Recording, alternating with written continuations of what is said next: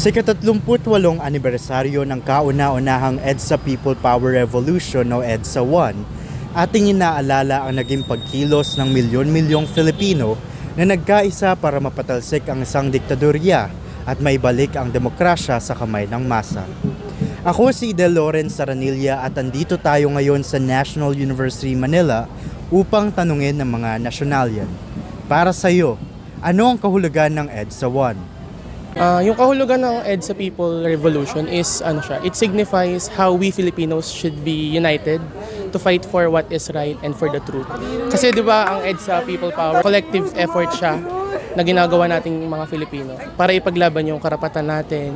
Tsaka para mas maging prominent yung voices natin para sa mga oppressed din, sa mga hindi na papakinggan, tsaka sa mga taong walang kakayanan na magsalita para sa sarili nila. For me, ang symbolism ng EDSA People Power is all about peaceful action with unity para ibalik and i-restore yung demokrasya dito sa Pilipinas against dun sa nangyari before dun sa martial law. Yung EDSA People Power Revolution, isa siya sa mga event sa Philippines na naging pinaka-importante para sa ating mga Pilipino kasi noon, naipaglaban nila yung karapatang Pilipino, yung nakita talaga na may kapangyarihan yung mga mamamayan para mapabagsak yung isang tao na para sa kanila hindi karapat-dapat o hindi na gagawa yung katungkulan na nararapat na ginagawa ng isang pangulo.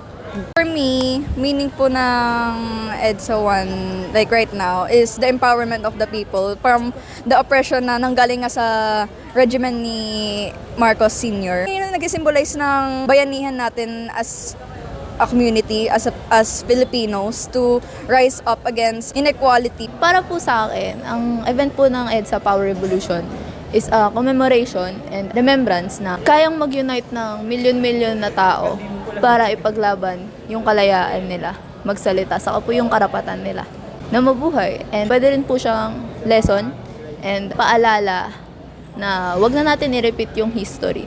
We need to be wise, we need to be more thoughtful pagdating po sa bansa natin. Because in the end, tayo yung talo. Unless ipaglaban talaga natin kung ano yung karapatan natin.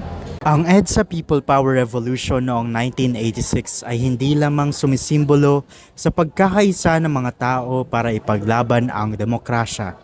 Ito rin ay nagpapakita ng kakayahan ng isang mapayapang kilusan na labanan ng isang mapangaping rehimen na kumitil ng maraming buhay. Nagpapaalala ng mabuting gampanin ng protesta sa isang demokratikong bansa. Kaya nga sabi nila, never forget, so that martial law never happens again.